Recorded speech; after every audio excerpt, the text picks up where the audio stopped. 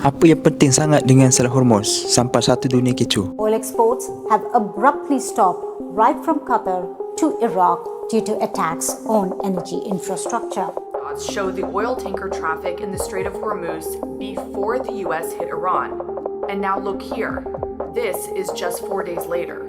Baru-baru ini Iran dilaporkan akan menutup Selat Hormuz yang merupakan laluan perdagangan utama dunia. Tapi pernah tak korang terfikir macam mana nama Hormuz boleh wujud? Nama Hormuz sebenarnya datang daripada sejarah lama kawasan Teluk Parsi. Dulu sekitar abad ke-10 hingga ke-16 ada sebuah kawasan perdagangan penting yang dianggap kerajaan Hormuz. Kerajaan kecil ini menjadi pusat perdagangan laut, pedagang dari Timur Tengah, Asia dan Eropah, sehingga di sini untuk tukar barang seperti rempah, mutiara dan kain. Nama Hormuz juga dipercayai berasal daripada bahasa Parsi lama. Namun pada abad ke-16 kawasan Hormuz dikuasai oleh Portugese Empire selepas konflik perdagangan dan ketenteraan. Walaupun kerajaan lama itu sudah hilang, namun Hormuz kekal digunakan sehingga hari ini. Kita balik semula kepada topik asal. Iran baru-baru ini melaksanakan sekatan menyuruh ke atas kawasan laut Selat Hormuz. Sekiranya ada mana-mana kapal yang cuba melalui selat tersebut akan diserang. Selain ancaman ketenteraan, terdapat satu lagi faktor penting yang boleh menghalang kapal daripada melalui laluan ini, iaitu syarikat insurans. Dalam industri perkapalan antarabangsa, kebanyakan kapal memerlukan perlindungan insurans sebelum dibenarkan berlayar. Jika sesuatu kawasan diklasifikasikan sebagai zon berisiko tinggi akibat konflik atau peperangan, syarikat insurans boleh menaikkan premium secara mendadak atau terus menolak perlindungan.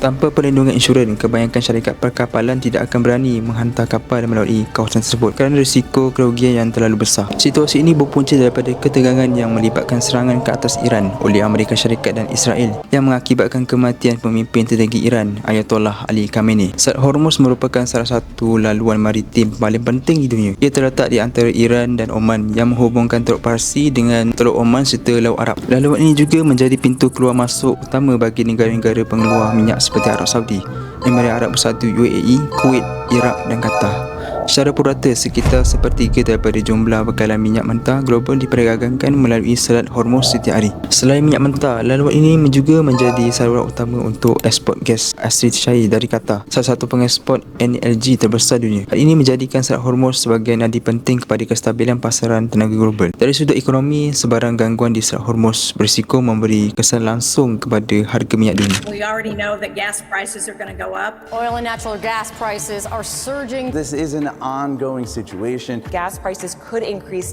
10 to 30 cents. Pasaran bergelora tapi gaya tetap kena steady. Khas buat peminat kami, session edisi terbaru internet level kini telah dilancarkan. Jom dapatkan sekarang dengan tekan link pada description yang di bawah. Apabila berlaku ketegangan geopolitik atau ancaman keselamatan di kawasan ini, pasaran global biasanya bertindak balas dengan peningkatan harga minyak. Perkembangan ini juga memberi tekanan kepada kadar inflasi dan pertumbuhan ekonomi di banyak negara, termasuk negara pengimport tenaga seperti Malaysia. Dari perspektif keselamatan, Selat Hormuz mempunyai kepentingan ketenteraan yang tinggi. Kehadiran armada tentera laut dari pelbagai negara menunjukkan betapa ketika laluan ini terhadap kestabilan pendapatan antarabangsa. Sebarang konflik atau sekatan boleh mencetuskan ketidaktentuan serantau dan global. Secara keseluruhannya, Selat Hormuz bukan sekadar laluan air biasa, tapi nadi utama kepada ekonomi dunia. Kestabilan dan keselamatan di selat ini amat penting bagi memastikan kelangsungan bekalan tenaga, kestabilan harga minyak serta keseimbangan geopolitik global. Nak tahu lebih banyak mengenai pasaran kewangan? Jangan lupa layari internet.my.